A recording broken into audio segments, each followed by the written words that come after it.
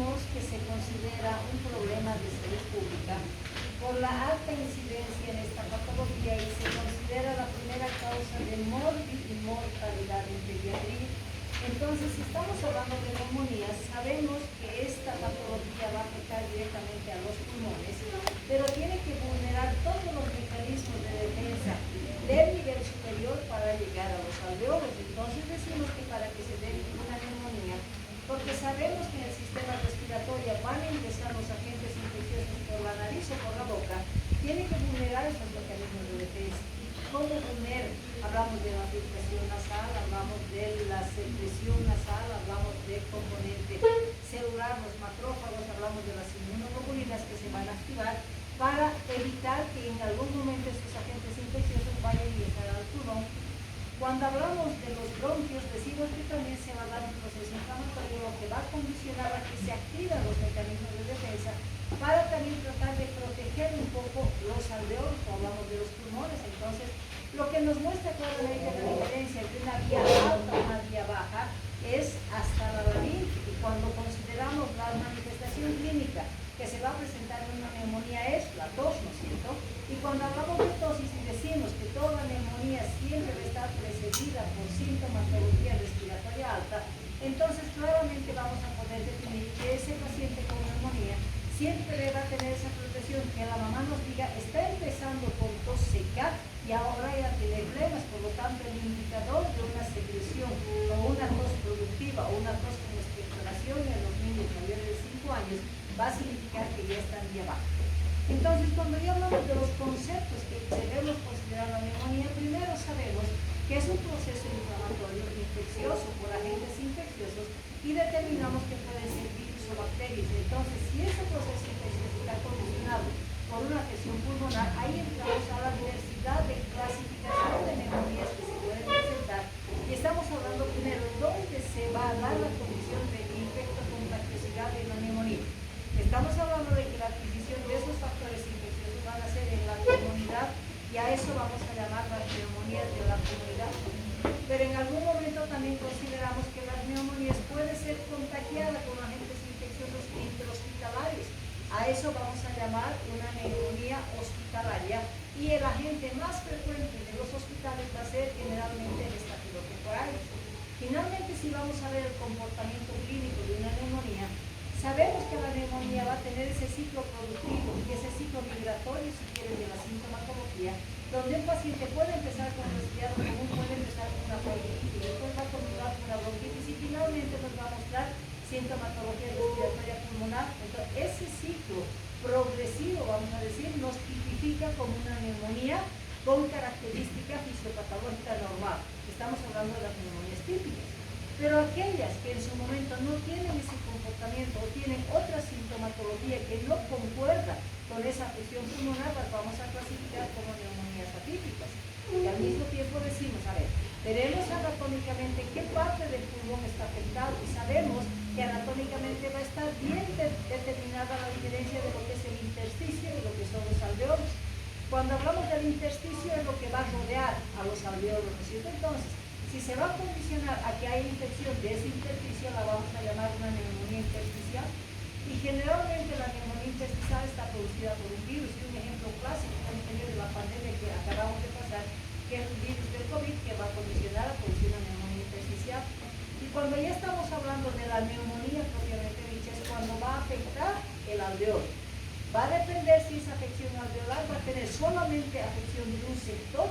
Cuando vamos a determinar, dependiendo de la magnitud, que eso vamos a llamarlo como una neumonía unifocal o focal o segmentaria o global, dependiendo de la condición de afección.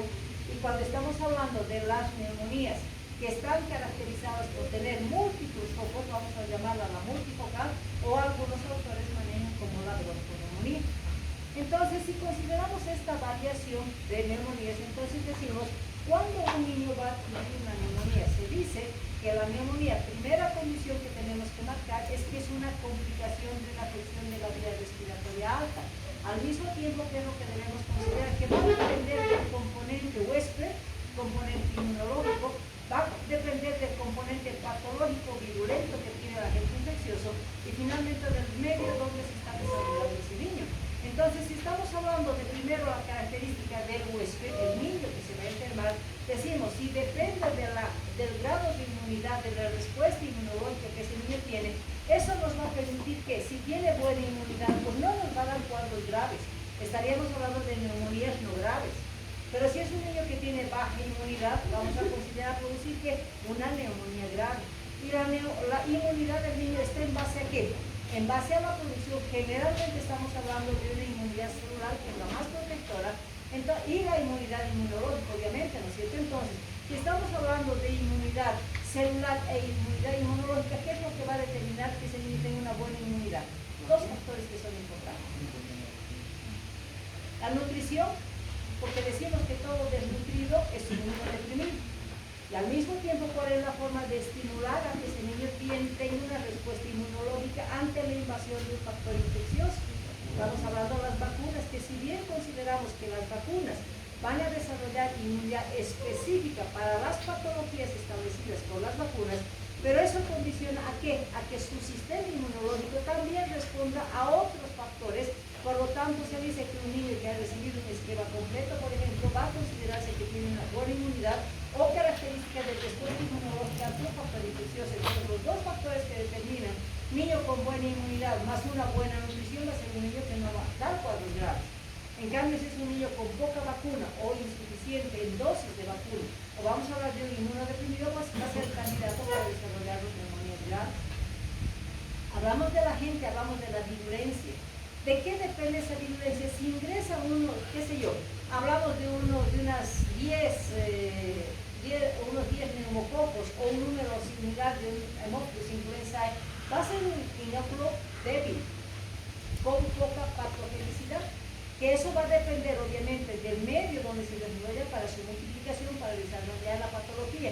Pero si directamente le damos las condiciones óptimas para que ese agente infeccioso multiplique y se convierta en un inóculo grande, eso va a ser un factor importante para que desarrolle la gravedad o la no gravedad. Y cuando consideramos el medio donde el niño se está desarrollando, estamos determinando que todo ambiente está contaminado, por eso se llama neumonía de la comunidad. ¿Y cuáles son los agentes más frecuentes que se condicionan como agente de la comunidad? Hablamos del hemófilos y del neumococo. Son los que van a tipificar la neumonía de la comunidad, ¿no es cierto? Pero ¿de qué va a depender eso? De que ese niño tenga condiciones insalubres de vida, vamos a decir, donde hay un hermanito que está enfermo y al lado está viviendo en otra cama, en la misma habitación, está con el mismo factor infeccioso. Entonces, la contaminación ambiental asociada al hacinamiento donde va a vivir ese niño son dos factores que se van a asociar para dar el riesgo de contagiosidad. Entonces, si esto está determinado como probabilidad de infección, ¿qué es lo que estos agentes infecciosos van a producir en el pulmón? Estamos hablando que los dos agentes etiológicos más frecuentes para producir neumonía van a ser los virus y van a ser las bacterias.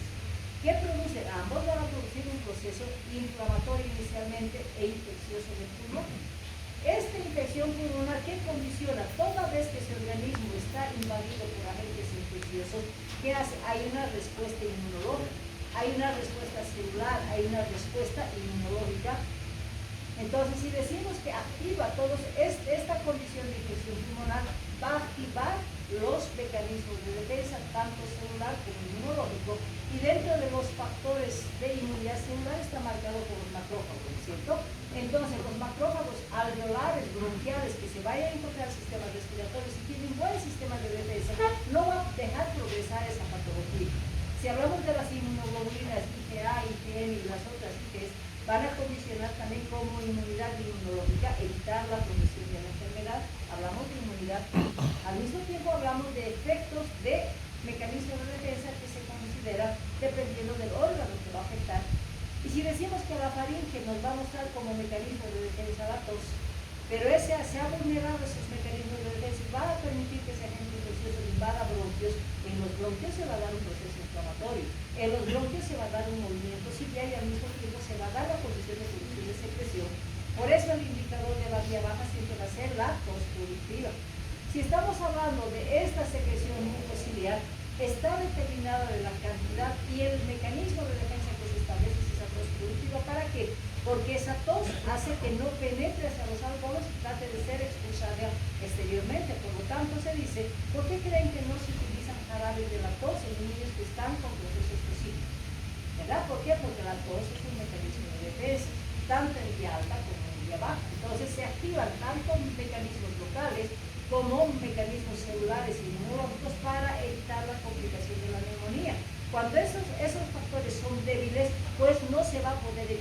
van a lograr invadir el alveolo o el pulmón.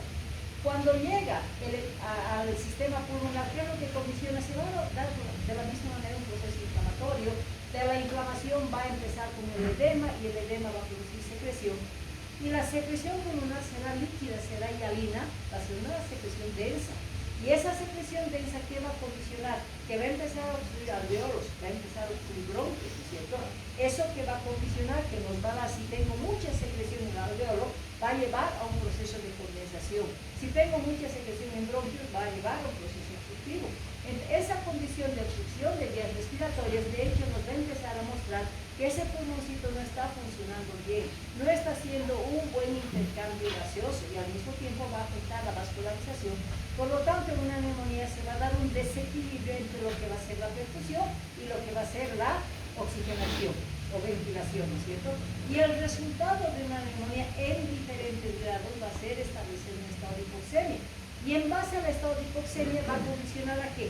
A que se determine si es una neumonía no grave o es una neumonía grave, independiente que esta pueda ser multifocal o unifocal. Y si vemos un poquito de imágenes, decimos, ¿no? El ingreso obligatorio va a ser por vía aérea superior, por nariz, por boca, tiene que vulnerar todos los mecanismos y todavía que va a trabajar un poquito más sobre los bronquios. ¿Para qué? Trate de expulsar esos agentes infecciosos, pero cuando no se da la condición por la patogenicidad del agente infeccioso, van a llegar hasta los pulmones y ahí se va a dar la neumonía. Entonces, si hablamos de alveolos limpios, funcionando, los vamos a ver así.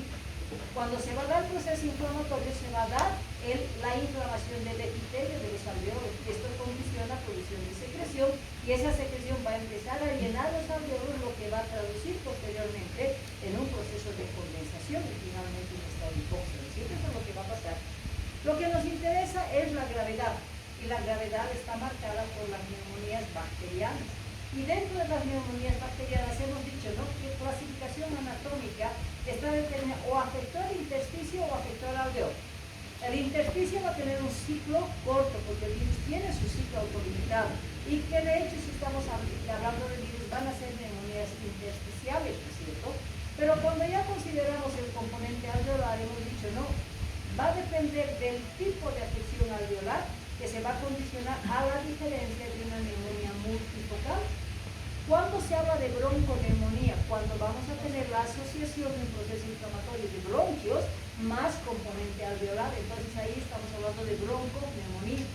Y cuando hablamos de las neumonías específicas, van a ser aquellas que van a afectar los alveolos.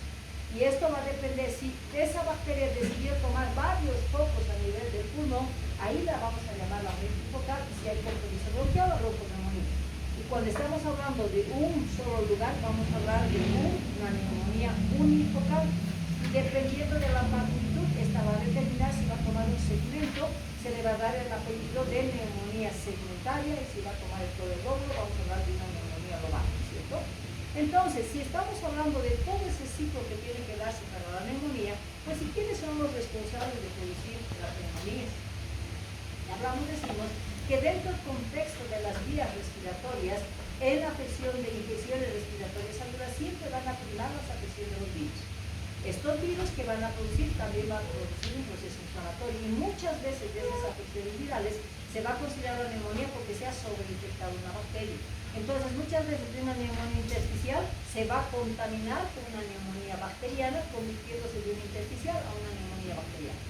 Entonces, dentro de los agentes decimos, va a ser un adenovirus. Podemos hablar de la influenza, pero cuando hablamos del parainfluenza hay un poquito de diferencia dependiendo de la edad. Y hablamos del parainfluenza 3, por ejemplo, va a afectar al menor de 5 años. Y el parainfluenza 1 va a afectar al mayor de 5 años, entonces hablamos también del escolar. Y cuando hablamos del virus sincicial respiratorio, esa afección del virus sincicial respiratorio puede estar afectada por una neumonía intersticial, pero nunca va a dejar de afectar lo que le gusta al virus sincicial respiratorio. Entonces ahí vamos a hablar de neumonías combinadas con cuadros obstructivos asociados a una neumonía intersticial por ser un virus sincicial respiratorio. Los virus no son graves, son cuadros muchas veces autolimitados y que no nos van a llevar a cuadros de insuficiencia muy grave, vamos a decir, excepto las neumonías por COVID, que hemos dicho que hay afección muy marcada en el pulmón. Entonces, también, pero nos han descrito, hemos llevado parásitos con ustedes, ¿verdad? Ya.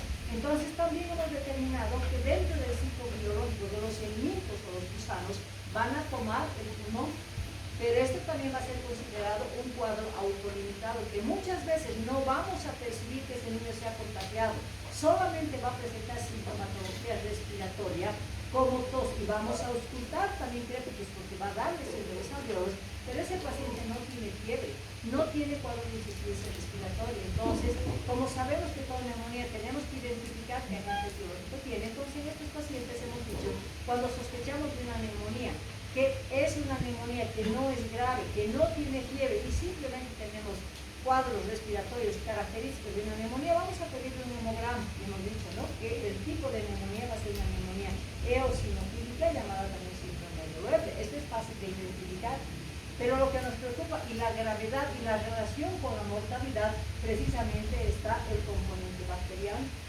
Y cuando hablamos de la etiología bacteriana, determinamos, ¿no? Esto no es un solo agente, a veces hablamos del neumococo como agente general para las neumonías, y eso no es verdad, porque las neumonías van a estar establecidas dependiendo de la edad, porque es el momento en que ese niño se va a contagiar, y el momento en que se va a dar el contagio está relacionado obligadamente en la inmunidad que ese niño tiene. Entonces ahí consideramos que el recién nacido, por ejemplo, del neonatito hasta los 28 días, tiene probabilidad de contagiarse de una neumonía. ¿En qué momento? Cuando ese niño está pasando por un canal del parto. Recuerden que cuando ese niño va a nacer, ¿qué es lo que va a hacer? Va a pasar por el canal del parto, y el canal del parto es muy contaminado. Entonces, si va a pasar por ese canal del parto, va a arrastrar bacterias por la boquita. ¿Qué es lo que va a hacer? Va a hacer el esfuerzo respiratorio, que muchas veces no les permite siquiera hacer una aspiración. Y si esa gente es muy patógeno, va a ingresar directamente a los pulmones con esa complicación y nos va a dar la neumonía del recién nacido o neonato. Entonces, ¿cuáles son los agentes que viven en el canal del parto? La E. coli en 80%, pero también hay los positivos. Hablamos de los Streptococcus pyogenes, hablamos de los Streptococcus galactiae, y también la encontramos a la listeria. Entonces, si consideramos que la Escherichia coli la mayor frecuencia es una bacteria gram negativa, y los estreptococos son bacterias gram positivas, por lo tanto, en todos los recién nacidos y neonatito debemos considerar siempre la posibilidad de un amplio espectro. Cuando consideramos a aquel niño de 1 a 3 meses, ¿por qué se diferencia eso? Y directamente a partir del mes de edad se la nomina como neumonía de la comunidad hasta el adulto. ¿Por qué? Porque los agentes de la comunidad van a ser el Haemophilus influenzae y el neumococo. Pero ¿por qué tiene mayor predilección a los 3 meses el Haemophilus influenzae? Del mes hasta los 3 meses. Por ejemplo, hemos dicho, ¿no?, que las vacunas van a proteger, van a tener una inmunidad específica. Y si hablamos del Haemophilus influenzae, ¿en qué vacuna está inmersa esta patología o este factor protector? La pentavalente. Por lo tanto, si estamos hablando de vacunas, decimos, ¿no?, la primera vacuna será que va a producir mecanismos de defensa como para evitar la enfermedad. No, simplemente va a estimular la plantilla inmunológica para que empiece el proceso de producción de anticuerpos específicos. Cuando hablamos de la segunda dosis, ¿cuánto de protección me da la segunda dosis?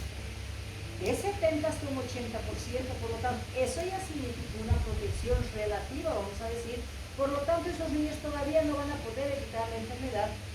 Y si estamos considerando la pentavalente, que va a ser protegida teóricamente con dosis mayores, como una tercera dosis, que se dice que ya tiene capacidad de protección de enfermedad, entonces, como esta niña tiene 3 meses, ha recibido una sola dosis, no tiene capacidad de defensa todavía, por lo tanto, los agentes van a ser el Haemophilus influenzae y el neumococo, que son agentes de la comunidad. Cuando consideramos al niño mayor de 4 meses que haya recibido su segunda dosis y que haya pasado por lo menos un mes de aplicación de su segunda dosis, ya decimos que tiene probabilidad de protección, ¿no es cierto?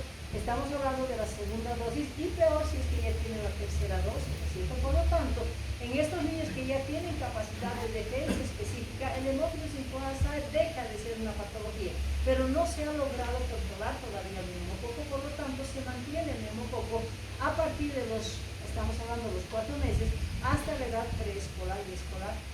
Entonces, incluso hablamos del adulto, ¿no es cierto? Y ahí nos dicen, ¿no?, lo que hay que manejar en esto es la edad, pero aquí nos ponen el estafilococo aureus. ¿En qué momento será el riesgo para que haya una sobreinfección con estafilococo? Cuando ese paciente se interne, se interne con una neumonía con agentes comunes dependiendo de la edad y esté en el hospital. En el hospital algún momento de gracias. Se ha dado un proceso de manipuleo de esos niños y ¿qué hemos hecho? Como no hemos considerado bien la probabilidad de ese riesgo de contaminación, puede ese niño contagiarse. Entonces, en un paciente internado que puede ser por problema respiratorio, con otra condición, pero por contaminación hospitalaria podemos desarrollar una neumonía estafilocócica. Entonces, toda vez que hablamos del estafilococo, no vamos a considerar una neumonía de la comunidad, sino es un agente infeccioso que va a afectar principalmente cuando los pacientes están internados.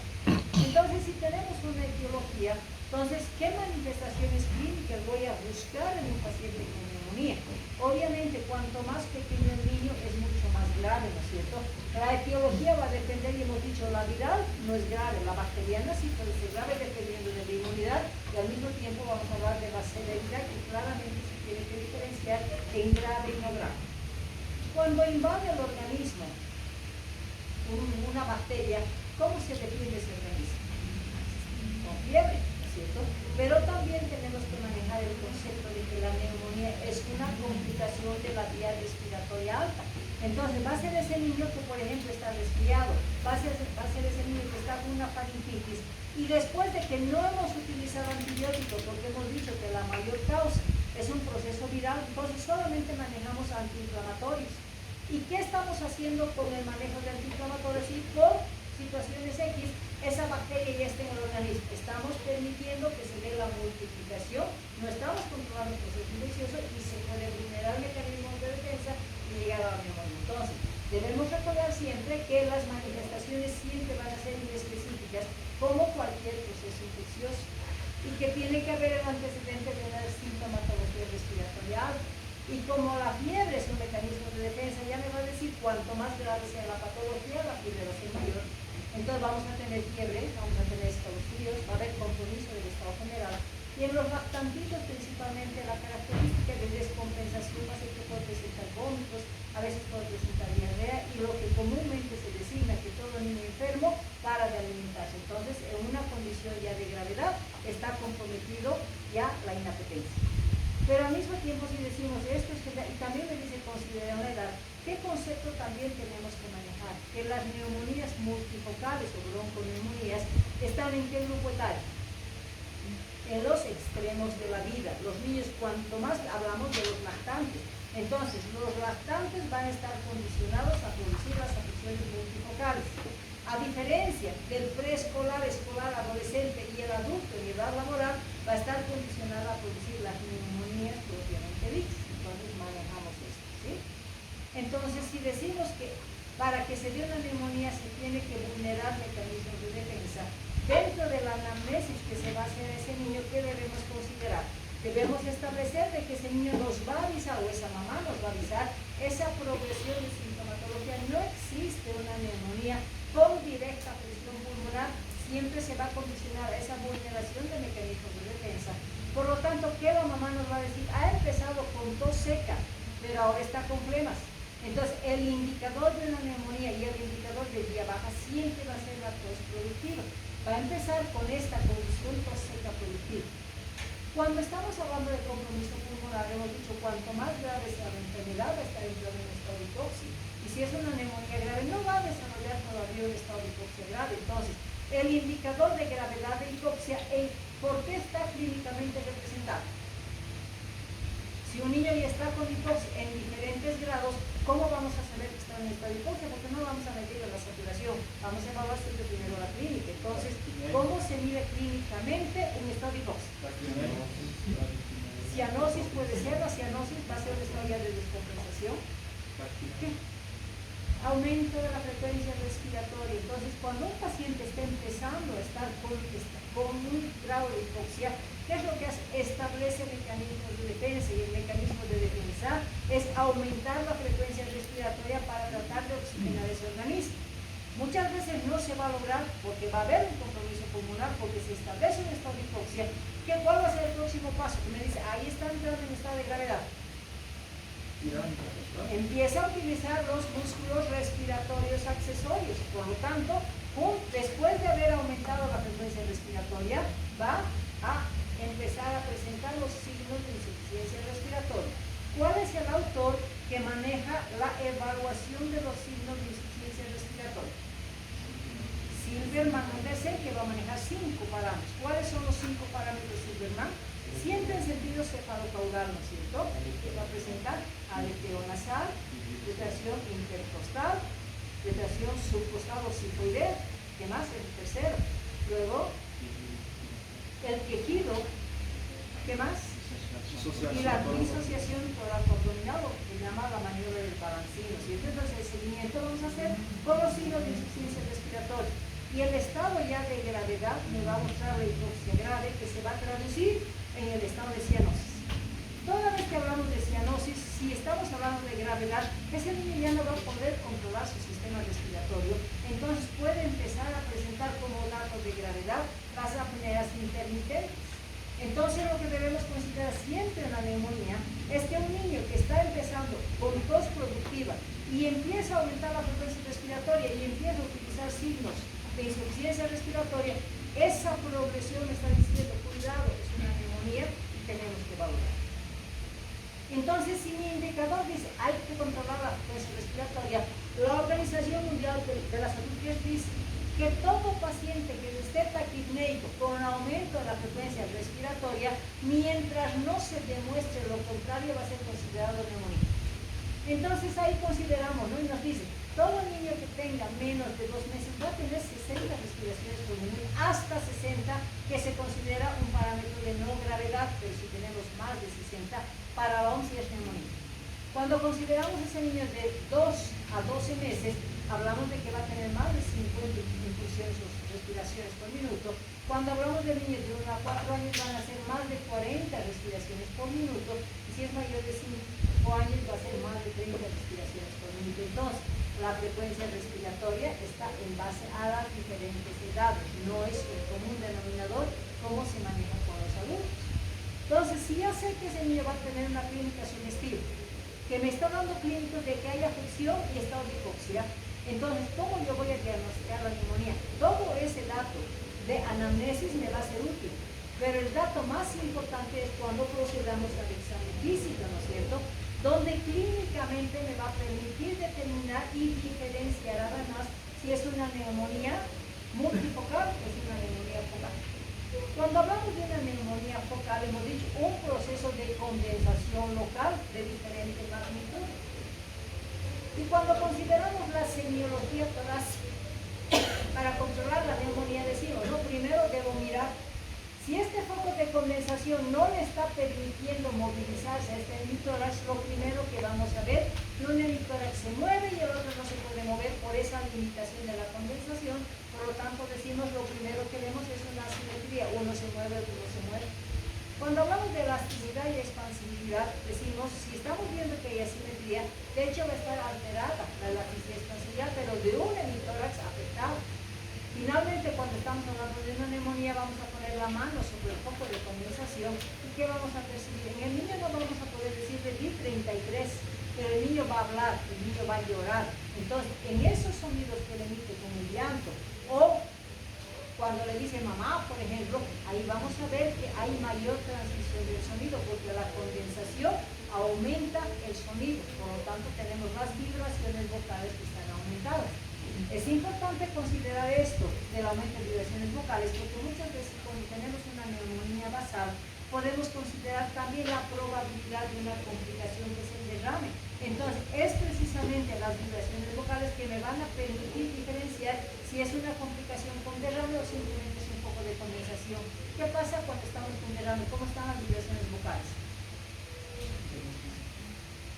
El líquido no transmite, por lo tanto, clínicamente eso me va a permitir diferenciar con un o con una vibración vocal, condensación aumentada, componente derrame disminuye, porque el líquido no transmite, ¿no es cierto? Cuando hablamos de la percusión, como esto es una masa de condensación, entonces estamos hablando de que va a haber matidez, pero en el lugar afectado. Y finalmente, cuando voy a ir a la auscultación, decimos, el murmullo vesicular está disminuido, pero cuando hago un examen físico, no puedo decir murmullo vesicular disminuido en el tórax derecho, porque nunca vamos a tener una neumonía que comprometa los 2 o 3 alveolos pulmonares que tienen, o segmentos de pulmón. Entonces, ¿qué es lo que decimos? lugarcito donde está el foco de condensación, vamos a tener disminución del murmullo vesicular. ¿Qué es el murmullo vesicular? Que todos auscultamos cuando hacemos un examen físico de un niño, ¿no es cierto? ¿Qué es? Es un sonido normal, ¿es verdad? Pero ¿qué traduce? ¿Qué significa un murmullo vesicular? Es el paso de aire, ¿dónde? Alveolar. Entonces, el murmullo vesicular es el paso de aire entre los alveolos. Para eso los alveolos tienen que estar funcionando. Como la neumonía está ocupado y está condensado, ¿hay paso de aire? No hay, por lo tanto el murmullo va a estar disminuido. Cuando consideramos ya el soplo tubárico, ¿qué es el soplo tubárico? Si estamos considerando que este es un foco de condensación, ¿verdad? En ese foco de condensación, uno de los bronquios va a drenar y va a chocar su drenaje de aire con la zona de condensación. Entonces, ese bronquio que está drenando y está chocando con la zona de condensación va a emitir un sonido. Por eso el soplo tubárico, soplo por el tubo y choca. Eso. Escuchamos, ¿cierto? Entonces, ese es lo patognomónico de una neumonía. Y finalmente, la condensación no nos va a dar estertores crepitantes. ¿Dónde voy a encontrar los crépitos? Alrededor de la lesión, cuando tengo alveolos inflamados con presencia de secreción, entonces vamos a hablar de crépitos locales perilesionales, ¿no es cierto? Entonces estamos hablando de la neumonía. Cuando hablamos del examen físico de la multifocal, decimos, como son focos, aquí les pongo a la radiografía, son focos pequeños, ¿verdad? ¿Será que va a impactar en los movimientos respiratorios? No, porque son focos pequeños. Por lo tanto, vamos a tener un tórax simétrico, vamos a tener una elasticidad expansiva, va a estar conservada. Al final, ¿qué decimos? Si hago la percusión, no me va a impactar una matriz porque son focos pequeños. Por lo tanto, la sonoridad va a estar conservada. El murmullo vesicular va a estar presente porque son focos pequeñitos de condensación. Entonces, va a estar presente el murmullo vesicular, pero ¿qué es lo único que me dice? Hay crépitos diseminados. ¿Qué es el crépito? Es el ruido que se emite ¿cuándo? Cuando se da el pegue y despegue de los alveolos, ¿no es cierto? Porque si es un alveolo, hemos visto en la figura, ¿no es cierto? Que ese alveolo está rodeado de inflamación y luego secreción. Los movimientos respiratorios son inspiración cuando abre el alveolo y la expiración es cuando cierra el alveolo. Y esos momentos de pegue y despegue, inspiración y expiración es lo que nos va a producir el crépito.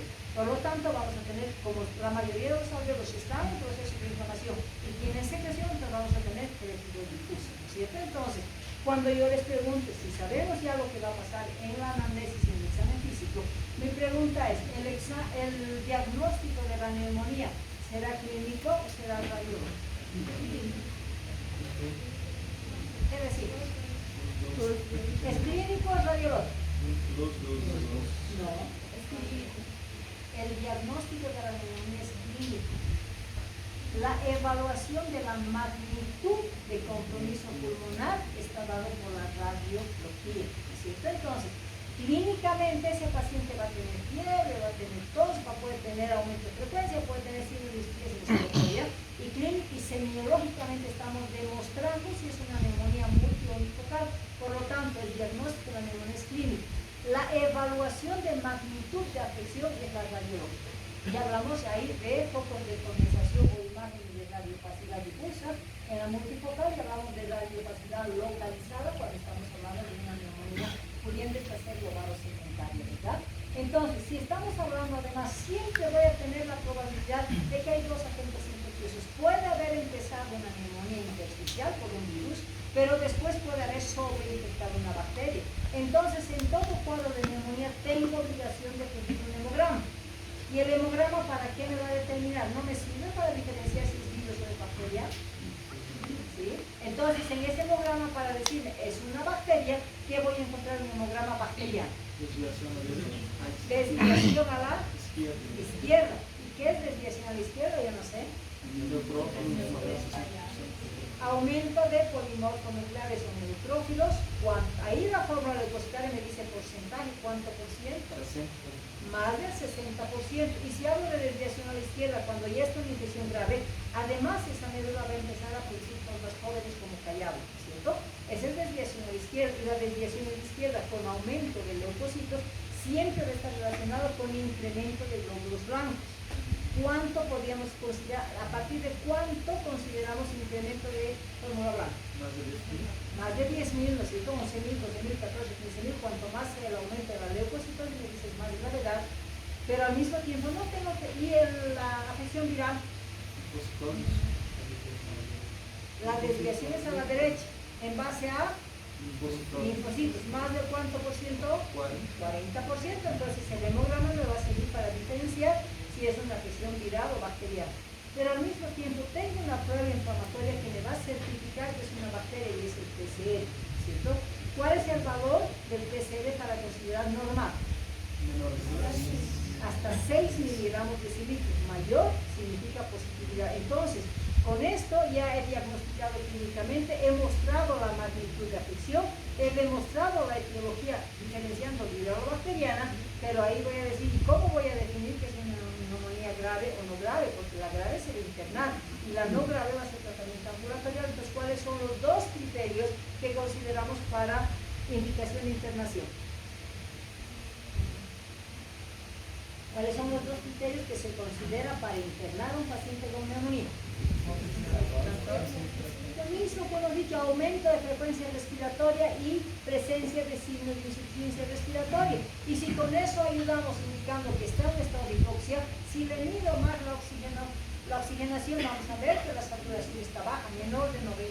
Entonces, ahí hablamos de factores de riesgo para internación. Pero la OMS me dice, ¿no? ¿Qué tenemos que hacer con un paciente que está con aumento de frecuencia respiratoria? Para la organización dice, todo paciente que tenga aumento de frecuencia respiratoria o clínica respiratoria es neumonía. Entonces ahí nos plantean los diagnósticos diferenciales para ver cómo voy a poder diferenciar. Porque otro componente que es importante para entrar en el cuadro de diagnóstico diferencial es la tos productiva. Por lo tanto, todas esas patologías pueden en su momento producir tos productiva, van a tener fiebre, y la clínica es la que me va a permitir decir, ah no, esta es una bronquitis, porque la bronquitis va con fiebre, va con tos productiva, y ¿qué es lo que me va a decir que es una bronquitis? La presencia de secreción que está traducido por la ausculta de presencia de bronquios. Entonces, esta es una bronquitis. Cuando estamos hablando de la laringoterapia bronquitis, estamos hablando del compromiso bronquial, nuevamente está relacionado con tos, con secreción, pero ¿qué más voy a añadir para decir, ah, no es una laringoterapia bronquitis? La disfonía con presencia de bronquios, esta es una laringoterapia bronquitis, ¿cierto? Cuando estamos considerando la bronquiolitis, también va a tener fiebre, va a tener tos productiva y además va a tener muy frecuentemente insuficiencia respiratoria. Entonces, nuevamente se ve examen físico que le va a definir que es una bronquiolitis y no es una neumonía. ¿Qué voy a encontrar? Es un cuadro obstructivo de lactante. Cuando hablamos de cuadro obstructivo de lactante que está relacionado con insuficiencia respiratoria por el estado de hipoxia que se produce, este es un cuadro de lactante, por eso se habla del cuadro obstructivo de lactante. Pero ese mismo cuadro, aunque de etiología diferente, es el asma. Entonces decimos que el cuadro obstructivo del niño grande es el asma, que también está relacionada con cuadros de insuficiencia respiratoria con una clínica similar, ¿no es cierto? Con presencia de sibilancia. ¿Por qué será que me meten la apendicitis para el diagnóstico diferencial? ¿Por qué se diagnostica la apendicitis como diagnóstico diferencial? ¿Por qué se utiliza eso? ¿Cuáles son los dos casos en que me puede confundir una apendicitis con una neumonía? ¿Qué pasa si ese niño va a tener una afección de una neumonía basal derecha con compromiso pleural? ¿No produce dolor? Y el dolor, ¿dónde se irradia? Al abdomen, lado derecho. Entonces, en esa condición de irradiación de dolor puede confundirse con una apendicitis, pero no es lo común. Lo común es cuando esa apéndice va a tener otro trayecto. ¿Cuál de los tipos de apéndice va a ser confundida fácilmente con neumonía por el dolor irradiado hacia el tórax? La apendicitis retrosecante, ¿cierto? Entonces ahí nos meten la apendicitis como diagnóstico diferencial. Y hablamos de la tuberculosis. En la tuberculosis voy a tener también créditos pulmonares, voy a tener proceso inflamatorio, voy a tener también estado de hipoxia. Pero ¿en base a qué criterios? Tengo una clínica similar a la neumonía, pero ¿en base a qué criterio yo voy a decir, no, es una tuberculosis, no es una neumonía? La base es todo niño que tiene tos más de 15 días, puede tener un cuadro respiratorio muy similar a la neumonía, pero ese niño tiene que ser pesquisado el el vacío de Koch para decir sintomático respiratorio igual probabilidad de tuberculosis. Búsqueda del vacío con clínica similar a neumonía, pero eso me condiciona a que también tengo que hacer el diagnóstico diferencial. ¿No? Ya sabemos cómo vamos a investigar, cómo vamos a examinar, cómo vamos a hacer diagnóstico diferencial. Entonces me dice hagan el tratamiento, y el tratamiento cuando estamos considerando en base a qué se va a dar siempre, en base a la diferenciación de gravedad o no gravedad. Esa diferencia está dada por la frecuencia respiratoria, por los signos de insuficiencia respiratoria y muchas veces por la saturación. Entonces, si consideramos que esta es la base para que me permita diferenciar de neumonía no grave a neumonía grave, entonces, ¿qué tenemos que hacer fuera de tener los criterios sin signos o con signos de insuficiencia respiratoria? La radiografía me va a mostrar la magnitud de afección y va a decir, no es una imagen radiológica grave, ¿no es cierto? Por lo tanto, ¿qué me permite eso? Determinar que ese niño lo tengo que tratar ambulatorialmente. Que si bien hablamos de medidas generales, dentro del componente de medidas generales, ¿qué tenemos que decirle a esa mamá? Es secreción productiva. En los niños que se manejan, ¿será que le puedo dar una acetilcisteína o un ambroxol para fluidificar secreciones? Porque son fluidificantes y tienen mucha secreción. Si hemos dicho que la secreción es mecanismo de defensa en los niños, no puedo utilizar ni antitusígenos ni fluidificantes, pero quiero que esas secreciones sean menos densas. Entonces, ¿qué voy a utilizar? El líquido. Se dice que en los niños el mejor fluidificante es el agua, entonces por lo menos a la mamá le diría, pues dele más agua. Para uno sabemos que la taquipnea también es condición de deshidratación, entonces es importante controlar la dotación de líquidos. Y ahí hablamos de la antibiótico terapia. Entonces vamos a utilizar todos los antibióticos de acuerdo a las diferentes líneas y de acuerdo a los diferentes programas. La OMS que me dice, manejen como medicamento de primera línea la amoxicilina. Pero ¿qué me dice? Varíen la dosis. Porque la dosis común de la amoxicilina, ¿cuánto es? Lo que más usamos, 50 miligramos, no con patologías comunes, pero aún me dice manejen macrodosis, por lo tanto el tratamiento de la neumonía está basado en la amoxicilina, pero a una dosis de 90 miligramos kilo peso. Como es macrodosis, vamos a dividir en dos dosis, vamos a fraccionar en cada 12 horas y el tiempo de administración van a ser 10 días, 11, ¿cierto? Pero hay un programa que es de salud pública que no solamente se maneja en Bolivia, también se maneja en el Brasil. ¿Conocen ustedes qué es el IEPI o el continuo de la vida? Han tenido que llegar como programas. ¿Nunca han escuchado el IEPI? En el Brasil se dice IEPI, porque es doença. Es la atención de enfermedades prevalentes de la infancia. Es un programa de salud pública que sale con una atención primaria. Y ahí dice, el medicamento de primera línea para este programa es el cotrimoxazol, respetando la dosis de 40 miligramos kilo peso cada 12 horas por los últimos 10 días. En algún momento, si estamos manejando cualquiera de sus medicamentos, siempre ese niño va a estar con fiebre, siempre va a estar con proceso inflamatorio, pero tenemos que saber diferenciar cuáles de los medicamentos vamos a utilizar dependiendo de la edad del niño. Recuerden que el ibuprofeno es un aire que tiene riesgos renales, tiene riesgos en pacientes, estamos hablando de lactantes menores principalmente. Por lo tanto, el ibuprofeno se prefiere, a no ser que sea muy necesario, se prefiere dar en niños mayores de 1 año. Y mejor si son mayores de 2 años, entonces manejamos el ibuprofeno. ¿Cuál es la dosis del ibuprofeno? Como dosis antiinflamatoria. 10 miligramos kilo peso cada 8 horas por 3 días. Después vamos a hablar de los 3 días. Y si hablamos del paracetamol, se manejan generalmente los lactantitos menores, ¿no es cierto? ¿Cuál es la dosis del paracetamol? Así hablamos en gotas, hablamos de 2 gotas por kilo de peso, y si hablamos de la suspensión, 15 miligramos por kilo de peso, ¿no es cierto? Vamos a dar durante 3 días, ¿sí? Vamos a marcar, voy a dejar pendientes esos 3 días, ¿sí? Cuando estamos hablando de neumonía grave, ¿qué me dicen? Los 2 criterios de internación, que es el aumento de la presión respiratoria y la presencia de signos de insuficiencia respiratoria. Y si ambos evaluamos, de hecho, ese niño va a estar con baja saturación, pero no se considera como criterio la baja saturación, sino la taquipnea y los signos de insuficiencia respiratoria. Entonces, a ese niño lo voy a internar, porque toda neumonía grave es indicación de internación. ¿Qué tengo que hacer en ese niño de internación? Voy a dar medidas generales, voy a darle la dieta de acuerdo a la edad, voy a controlar signos vitales para ver cómo está ese niño, pero primero tengo que tratar ese problema respiratorio. Entonces, ¿qué es lo primero que tenemos que indicar en un paciente con neumonía para permeabilizar la vía respiratoria? Posición, hablamos de la posición semi-Fowler, ¿no es cierto? Que me va a permitir permeabilizar, pero no solamente la posición, también tengo que manejar la oxigenoterapia. Y va a depender de la edad, va a depender de la gravedad de la saturación para que decida cuál va a ser el medio de administración de oxígeno.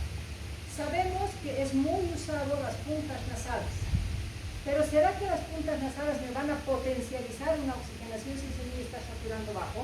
¿Cuánto de por ciento le da oxígeno una punta nasal? 40 hasta 50%. Pero no puedo elevar la cantidad de oxígeno porque es como si le estuviera soplando en la naricita y ese niño no va a poder respirar. Entonces las puntas nasales no se utilizan mucho en los niños pequeños principalmente. Entonces, ¿qué voy a utilizar? La mascarilla. ¿Por qué es mejor la mascarilla? Porque está tomando nariz y boca. Me permite dar mayor concentración, 4 o 5 libras, dependiendo obviamente del grado de saturación que tiene.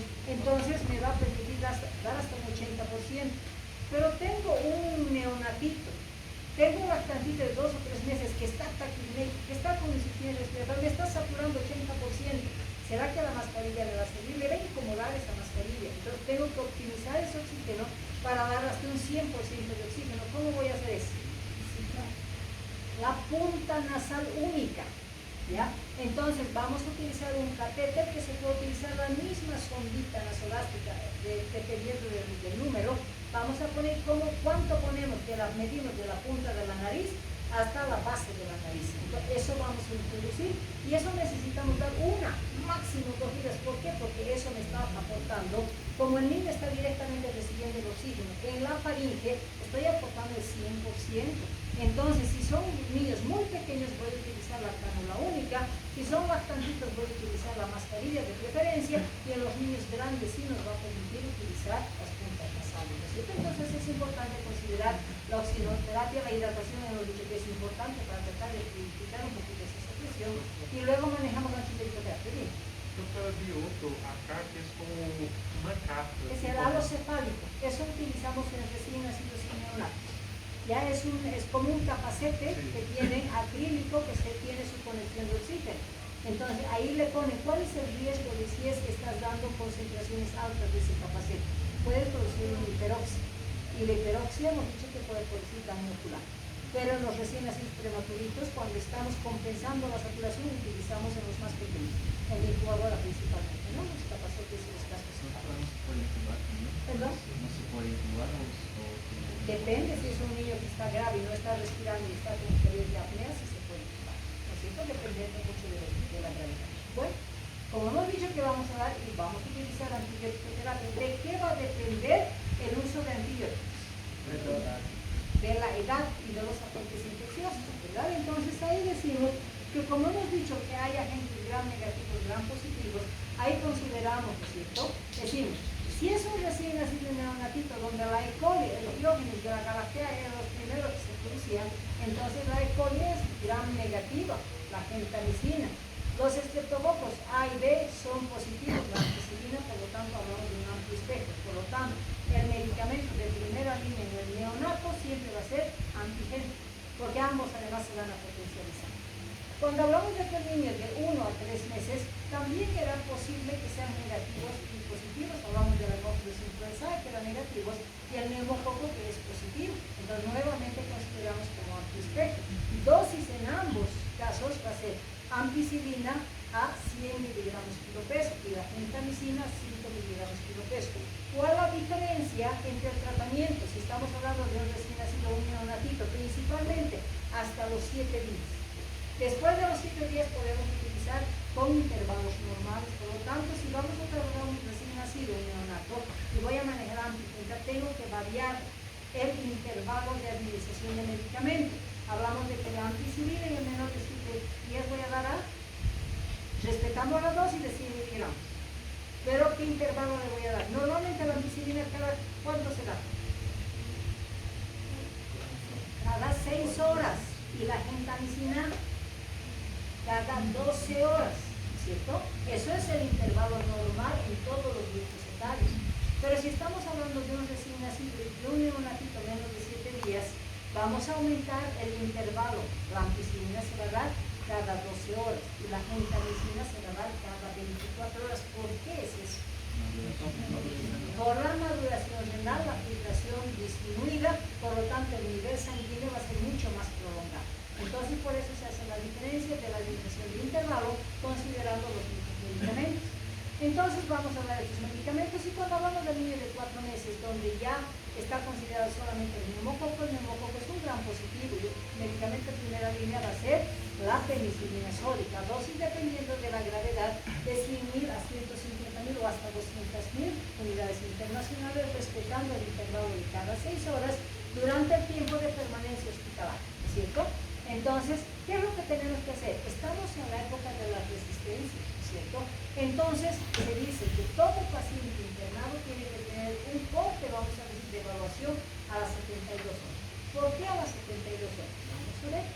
Entonces, si estamos hablando de que la respuesta al antibiótico voy a evaluar a las 72 horas, es por eso que a esas 72 horas se marca la dotación de sintomáticos. Por eso se da ibuprofeno 3 días, paracetamol 3 días. Toda vez que estamos manejando antibiótico con un sintomático como antitérmico y antiinflamatorio, ¿qué se espera en 72 horas cuando el antibiótico es adecuado para esa patología? Que responda, ¿verdad? En 72 horas ese antibiótico controla el proceso infeccioso y el marcador de que ese niño está mejorando ese cuadro infeccioso es que desaparece la fiebre. Entonces, a las 72 horas vamos a evaluar y vamos a suspender paracetamol y ibuprofeno. Ese niño generalmente se va a mantener 5 días internado, porque principalmente si estamos hablando del lactantito menor de 3 meses del recién nacido neonato. ¿Por qué? Porque el dúo de antibióticos que manejamos es la AMPI-Genta. La AMPI, vamos a estar viendo venosa, la gentamicina también. Entonces, y el tiempo de administración de la gentamicina como tope de manejo de antibióticos, ¿cuántos días son? 5 días, no más, por la necrotoxicidad que tiene. Entonces, a ese niño lo vamos a mantener 5 días, pero tengo obligación de evaluarlo los 72 horas. Hemos suspendido asintomáticos y vemos que ese niño ya no está con fiebre, está saturando mejor, ya no hay signos de insuficiencia respiratoria. ¿Qué decimos? Me respondió. En el menor de 3 meses, por el uso de gentamicina, voy a mantenerlo internado 5 días porque voy a concluir tratamiento de la gentamicina. Pero una vez que ha concluido su genta, 5 días, le voy a dar alta. ¿Para qué? Para continuar. Si la ampicilina es una aminopenicilina, voy a utilizar la misma familia que la amoxicilina, que también es una aminopenicilina. Pero vamos a manejar esquema de la OMS con los 20 miligramos por peso. Si estuvo internado 5 días, entonces lo vamos a completar otros 5 días porque tenemos 5 miligramos, ¿cierto? Con una respuesta clínica. Pero si ese paciente, estamos viendo, no está mejorando los signos de insuficiencia respiratoria, mantiene una baja saturación, suspendemos paracetamol, empieza con picos fríos, ¿qué me está diciendo? No está respondiendo. Ustedes me dirán, pues claro, puede ser una bacteria resistente, le pediremos un cultivo. ¿El cultivo cuánto tiempo me da el resultado? ¿En cuánto tiempo me da el resultado? 72 horas como mínimo, ¿no es cierto? Entonces, ¿creen que a un niño que no está respondiendo adecuadamente y esté empeorando su cuadro, voy a poder esperar 3 días? Imposible. Entonces, la manera de controlar rápidamente es solamente evaluar la magnitud de afección pulmonar, porque eso me va a permitir definir, tomar una conducta. Entonces, a ese niño le voy a pedir una radiografía de tórax. Y en la radiografía de tórax, ¿qué me va a permitir? Me va a decir, una posibilidad, hemos dicho, que sea resistencia.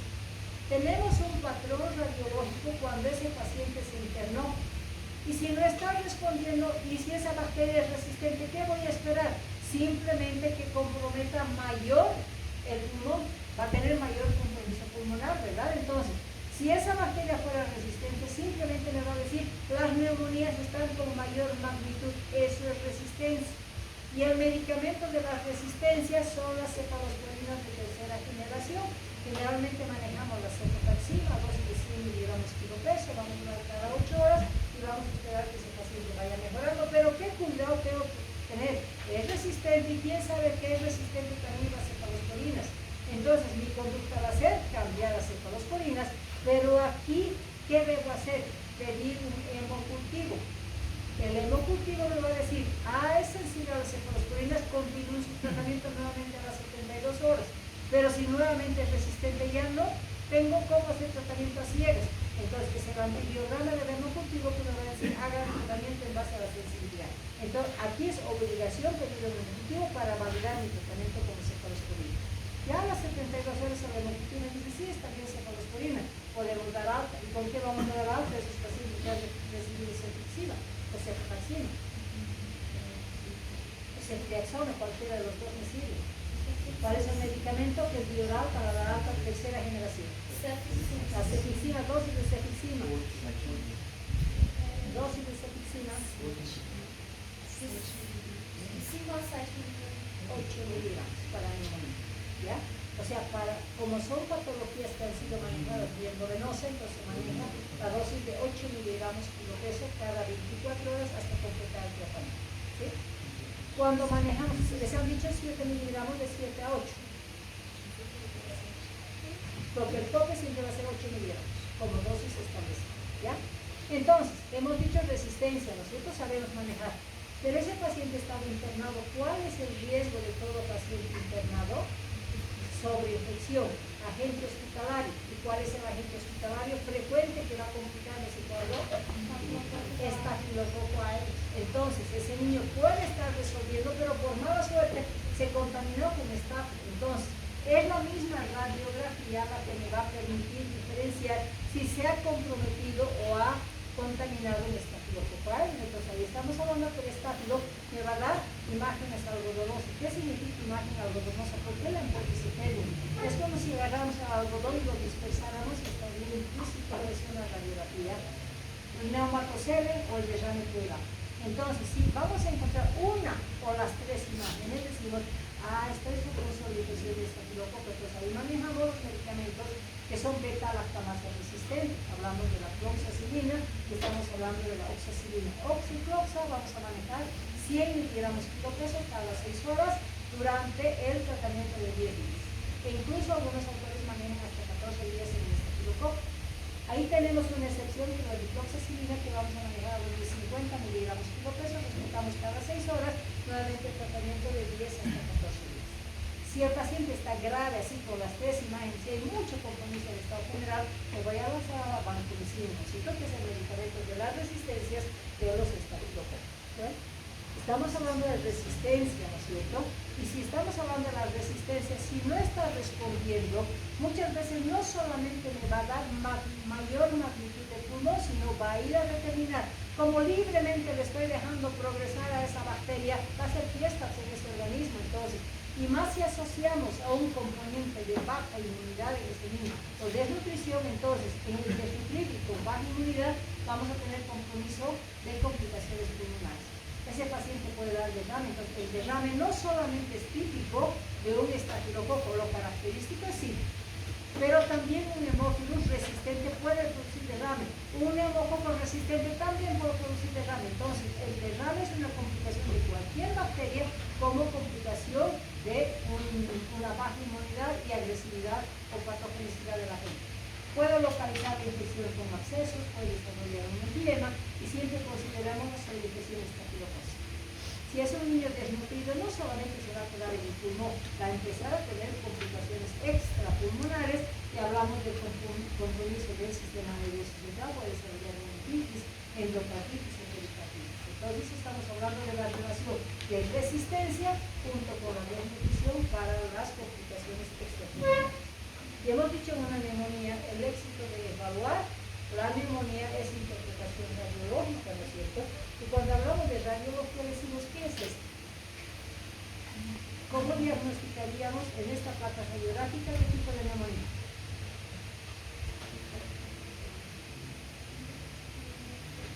Es una radiografía de tórax con compromiso pulmonar, es una neumonía lobar del lóbulo superior derecho. ¿Cierto? Porque si se fijan acá marcado la fisión y pulso, entonces todo el lóbulo superior está comprometido. Entonces ahí hablamos de una neumonía lobar. Cuando hablamos de neumonía, la onconeumonía simplemente va a tener estimaje, poquitos pequeños, ¿cierto? Cuando consideramos la complicación estafilocócica, hablamos de las imágenes algodonosas, ¿no parece que un algodón hubiera sido disperso en esto? Entonces ahí consideramos estafilococo, también hemos dicho que podemos encontrar un neumatocele. Este es el neumatocele, ¿no es cierto? Este es el neumatocele. Entonces me dice, eso es estafilococo. Eso sería multifocal. Esto es una multifocal, pero por la característica de la gestión no hablamos de multifocalidad, hablamos de imagen algodonosa por estafilococo. ¿Ya? Sabemos que es multifocal. Tenemos el neumatocele y la tercera complicación va a ser el derrame. ¿Cómo interpreto una radiografía por derrame? Ya. Hablamos de rodamiento de ángulo. ¿Cuál es? Cardiofrénico, corazón y diafragma. Ángulo, costo, costilla y diafragma, costofrénico. Y esta lineecita que se llama es la línea de Damasceno. Entonces vamos a la identificación de los tres tipos de complicaciones que estamos hablando de estafilocosis. Y cuando estamos viendo una neumonía intersticial, vemos esto, ¿no es cierto? ¿Cuántos de ustedes no han visto neumonías corporíticas? Que va a ver ese compromiso intersticial que tiene, ¿no? Si todo esto que hemos visto ha sido una secuencia, ¿no es cierto?, de invasión, una clínica característica, un examen físico y un tratamiento. Y si tenemos pacientes que están con insuficiencia respiratoria y que no están compatibles con este cuadro clínico, ¿qué llamamos a ese paciente? Una forma atípica. Entonces es importante definir las neumonías atípicas. Y dentro de las atípicas se considera, es compromiso pulmonar, sin las características específicas de una neumonía típica, pero estamos hablando de un patrón radiológico muchas veces habitual, algo que es característico de una neumonía. Los agentes infecciosos son muy frecuentes, el más frecuente es el Mycoplasma pneumoniae, la segunda es la clamidia, el Fisicasis no es patología pediátrica, pero sí es del adolescente, pero si estamos hablando de la primera, es el tercer atípico que va a afectar. Atípico, los tres pueden ser muy similares en la imagen radiológica, pero el comportamiento clínico va a ser un poquito diferente. Entonces estamos hablando ya de la diferencia de lo que es, por ejemplo, el Mycoplasma pneumoniae. Un Mycoplasma pneumoniae, su afección va a ser afección inicialmente local a nivel bronquial y después invasión pulmonar. Su característica de un Mycoplasma pneumoniae es anular el mecanismo de defensa. Si anula el mecanismo de defensa, se refiere precisamente al movimiento ciliar, va a empezar a producir parálisis ciliar para que ese niño no tenga esa capacidad de expulsar. Entonces, su acción principal va a ser una ciliostasis. Cuando hay una ciliostasis, va a caracterizarse por presentar una tos intensa. Pero cuando hablamos de tos intensa, estamos relacionados a un tipo de tos específico, que es la tos poqueluchoide, es tos en accesos por esta parálisis ciliar que se da. Ese paciente va a entrar a un cuadro de insuficiencia respiratoria importante. Nosotros vamos a examinar ese pulmoncito y vamos a pensar en una neumonía.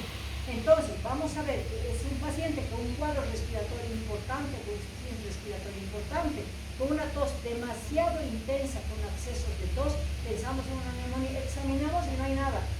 Semiología pulmonar no discordante, vamos a decir, entre ese cuadro tan manifiesto del cuadro respiratorio. Entonces estamos hablando de un Mycoplasma pneumoniae.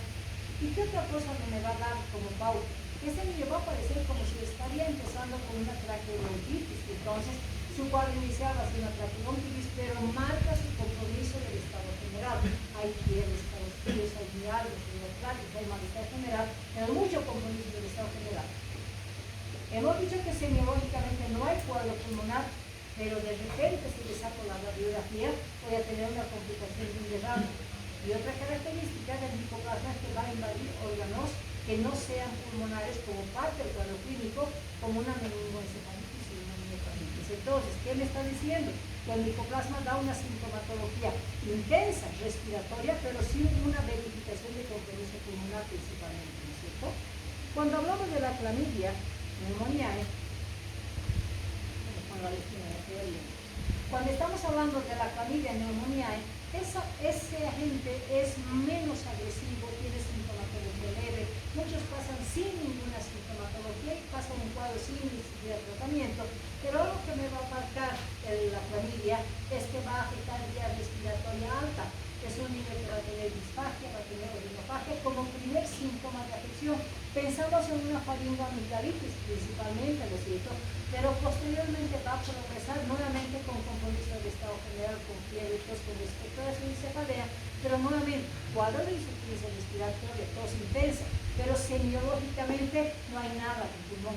Entonces, otra vez pensamos en ese comportamiento atípico relacionado con la insuficiencia respiratoria. Y si hablamos de la legionela, es un cuadro similar, la diferencia es que es contaminado por esporas, de contaminación ambiental. Nuevamente tenemos cuadros de compromiso del estado general, hay dolor torácico, hay falta de aire, nuevamente fatiga, insuficiencia respiratoria, semiológicamente pulmonar, nuevamente no. Entonces, eso me está diciendo que hay cuadro respiratorio intenso, pero sin una manifestación clínica, ni semiológica, ni compromiso radiológico. Entonces, ahí vemos, ¿no es cierto? ¿Qué vemos aquí? ¿Qué estamos viendo simplemente? Un compromiso intersticial bilateral en bases. ¿Esto me va a dar un cuadro respiratorio importante de insuficiencia respiratoria? Parece que no, pero sin embargo la clínica es así, por eso se le llama típico. Cuando consideramos la clamidia, de la misma manera, si se fijan nuevamente individual intersticial, compromiso respiratorio importante, sin una clínica ni radiología típica, solamente el individual intersticial. Y si hablamos de la legionela es lo mismo, si se fijan, entonces radiológicamente muchas veces no se puede diferenciar el atípico. Lo que sí nos llama la atención es que muchas veces puede haber patologías combinadas, que cuando consideramos un paciente que está con neumonía, con insuficiencia respiratoria, muchas veces ustedes creen que no van a confundir esto con una bronconeumonía, una multifocal. Se puede confundir, ¿cierto? Entonces, ¿qué hacemos? Niño con insuficiencia respiratoria, niño con una radiografía con un leve infiltrado. ¿Qué pensamos en una bacteria, ¿cierto? Y si estamos hablando de bacteria, ¿qué le damos como tratamiento? De hecho, va a depender de la edad. Lo vamos a internar porque está con insuficiencia respiratoria, ¿no es cierto? Entonces le damos los antibióticos comunes, 72 horas, y ese niño no mejora. Entonces, ¿qué hacemos? Radiografía sin compromiso, ni estafilocócico, ni compromiso bacteriano que me muestra resistencia. Esas son las condiciones que llevamos a sospechar de una neumonía típica. ¿Cuál es el manejo de una típica? Hemos dicho que la penicilina no, aminopenicilinas no, la genta no, igual lo que me queda, cefalosporinas no, macrólidos. Entonces, todos los niños que tienen una neumonía con falta de respuesta, con un cuadro respiratorio importante, manejamos macrólidos. De primera línea va a ser la claritronicina. ¿Cuál es la dosis de la claritronicina? 15 miligramos kilo peso cada 12 horas por 7 días. Manejamos como segunda línea la eritromicina, dosis de eritromicina, 40 kilo peso cada 6 horas por 7 días. Y si hablamos de la citromicina, dosis 10 miligramos cada 24 horas, ¿cuánto tiempo? 5 días. La citromicina junto con la gentamicina nunca sobrepasamos los 5 días.